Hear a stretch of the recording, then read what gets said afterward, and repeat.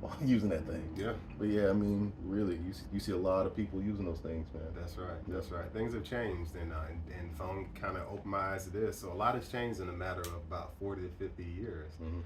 So you can look around and see the profile of the person is just different than it was. Look at old pictures. Everybody was super slim. Yeah. It's just not the same. And So so, like serving sizes of things have gone up. yeah. The amount of additives and artificial flavors and things like that, man-made chemicals in food. I mean, all of that was introduced. So yeah, that's getting into this Robert Lustig. He's the one that kind of opened my eyes to the chemicals and processed foods. Yeah. He has a newer book. It's called Metabolical or something like that. But he's an MD as well. So they both got stuff on YouTube. And back then it was like 45-minute videos, kind of like your podcast. Those long format. But it was life changing. And I watched them multiple times while I was fasting, and I think that helped me to retain it. Fasting is like it's a life hack. It raises your your adrenaline goes up. As your insulin goes down, other counter-regulatory hormones go up. So it's like a life hack. So I mean, you gain more focus. Yeah. Human growth hormone kicks in. HGH kicks in. You turn into the Hulk. Turn into the Hulk. Yeah, man. Turn into the Hulk. About 24 hours in, you flipping cars over. Yeah. So yeah, man. So I learned about that, man, and it was a game changer. And all that was even before I even knew about the spiritual component of it. So that's all health. That's all wellness. I learned.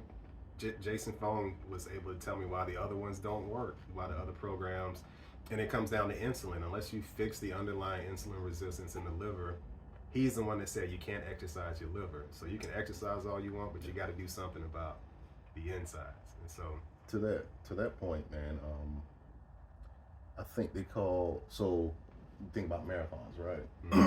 And the first thing comes to my mind, a lean, healthy person, right? I believe it's the last mile of the marathon they call the Widowmaker, because a lot of people have heart attacks in that last mile of a marathon. And I'm gonna tell you, I've been in run groups, and I'm not gonna say they're the most unhealthy eaters, but there is the mentality that, man, I just ran 5-6 miles. I'm gonna get my coffee with my sugar and these donuts, and I've earned it. Yeah, that's it. I've earned it. And it's the same thing when you're dealing with generally it's the same thing when you're dealing with people in the weight room. Yeah. Like, man, I've been in the gym for an hour, man. I'm about to go get me some pizza and some fries. I've earned it. Yeah. You know, so. And Fong talked about that too. He called it some kind of like an offset kind of effect. So if you know you're working out, you're gonna be more likely to not be as tight on the food. That's right. Or if you're working out a lot, it's gonna make you hungry. So it's kind of it creates this rub.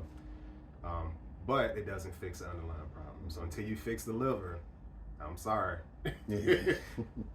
Working hard, but you know it's probably gonna come back unless you fix the liver. So that was the aha moment for me. That was all health. That was all wellness. I did not know about the spiritual components of it. So I'm trying to think what led me down the path of the spiritual piece of it. Before you go there, David Goggins. Oh yeah. So inspiration for the health journey. I got a lot of different inspiration, but for the health journey, I got to give credit to this guy, David Goggins. Probably a lot of people know about him at this point, but 4 years ago, not as many people knew about him. But came across this book. It was called Can't Hurt Me. So shout out to that book. I'll probably never meet him, but I was people be shouting out people. Shout out David Goggins. People like, I ain't gonna never. First name basis. Shout out to David. First name basis. Yeah. His book had an impact, and I know his book has impacted a lot of people. But his story was incredible. He was he was about my size. He's 6'3", about 300.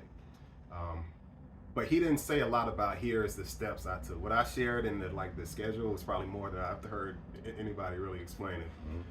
But what I saw in his story was he lived a lifestyle. It was rough coming up. He went through way worse than I could ever imagine. But he got to a point where he was working at Ecolab. He was like killing I'm telling his story now, but he was killing cockroaches. And he had this one night where it knocked a hole in the wall and all these roaches kind of ran out. He's like, you know what? I'm done. Yeah. And so his story is incredible story. Similar to mine, but he was 300 now. He's probably smaller than me now, but he had a big impact on me. And then Gucci Mane is the other one. So Gucci Mane's a rapper out of Atlanta. I read his book as well. So he has a book, and it was really more so I saw his transformation. I saw David's transformation. I saw Gucci's transformation. I'm like, I need that. Okay. I don't need to just lose a little bit of weight. I need to do a whole 180. And so I read Gucci's book, and he said, you know, he was in prison. He went to the infirmary for something, and the guy cared about his weight more so than like what he was in there for. And he had this aha moment, and he was 290. He talks about it, and so I saw their stories, but it was more so realizing that it's possible to change, but it takes being done, and it takes self discipline, which is the hardest. Self discipline is 5 in the morning. Self discipline is no thank you, not tonight. Self discipline is I'm working on myself. Y'all have fun. So it's very difficult, but I heard their stories, and I was like, they had radical changes, and that's what I wanted to do, and I knew I was done. So that's dope, man. Yeah. All right, man. You want to dive into the spiritual side? Yeah. So the